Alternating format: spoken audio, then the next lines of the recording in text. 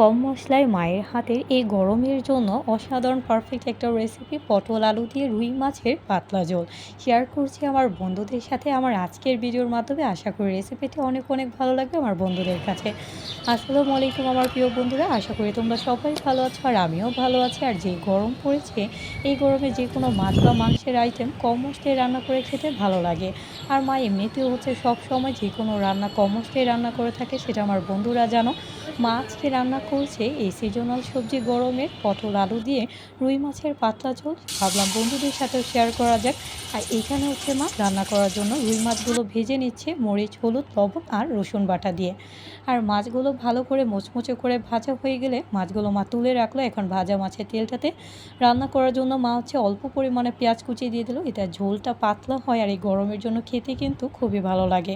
আর পেঁয়াজটা লাল হয়ে এসেছে, এখন মা অল্প পরিমাণে মরিচ আর হলুদের গুঁড়া দিয়ে দিল আর সাথে দিয়ে দিল অল্প একটু পানি মশলাটা কষানোর জন্য। এখন মা ভালো করে নেড়েচেড়ে মশলাটা কষিয়ে নিচ্ছে। আর মশলাটাতে এখন মা দিয়ে দিচ্ছে অল্প একটু রসুন বাটা, যেটা মা প্রতি রান্নাতেই দিয়ে থাকে। দারুণ একটা ফ্লেভার আসে রান্না থেকে আর খেতে কিন্তু দারুণ লাগে। আর মশলাটা ভালো করে কষানো হয়ে গেলে এখন মা যেহেতু পটল আলু দিয়ে রান্না করবে, আলুটা আগে থেকেই দিয়ে দিল যাতে আলুটা সুন্দর মতো করে কষানো হয়ে যায়, আলুগুলো গলে যায়। আর মা পরিমাণ মতো লবণ দিয়ে ভালো করে আলুগুলো নেড়ে চেড়ে কষিয়ে নিল। আর কষানো মশলাটাতে এখন মা 4 থেকে 5টা কাঁচামরিচ দিয়ে দিল। বেশি স্পাইসি করছে না, কারণ গরমের জন্য মা যেমন কম মশলায় রান্না করে থাকে, তেমন পাতলা ঝোল রান্না করলে খেতে কিন্তু ভালো লাগে। আর এখন আগে থেকে ধুয়ে রাখা মা পটলগুলো দিয়ে দিল। এখন সব কিছু ভালো মতো মা কষিয়ে নিচ্ছে। আর ভালো মতো করে কষানো হয়ে গেলে এখন মা পানি দিয়ে দিচ্ছে। আর পানিটা একদমই কম দিচ্ছে, কারণ এই গরমের জন্য পাতলা ঝোল খেতেই ভালো লাগে।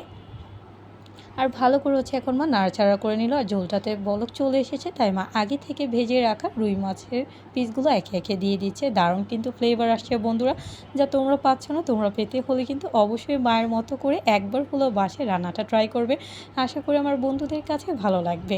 আর এখন ভালো করে মা মাছগুলো ডুবিয়ে দিল ঝোলটাতে। আর আস্তে আস্তে ঝোলটা শুকিয়ে তেল চলে আসলে কিন্তু মা নামিয়ে নেবে। আশা করি আমার বন্ধুদের কাছে এই গরমের জন্য আমার মায়ের হাতে এই অসাধারণ রুই মাছের পাতলা ঝোল রেসিপিটা ভালো লেগেছে। তোমরা কিন্তু বাসায় ট্রাই করবে আর লাইক কমেন্ট শেয়ার করতে ভুলবে না। যারা আমাকে সাপোর্ট করছে অসংখ্য ধন্যবাদ। আজকে এই পর্যন্তই, দেখা হবে নেক্সট ভিডিওতে। আল্লাহ হাফিজ।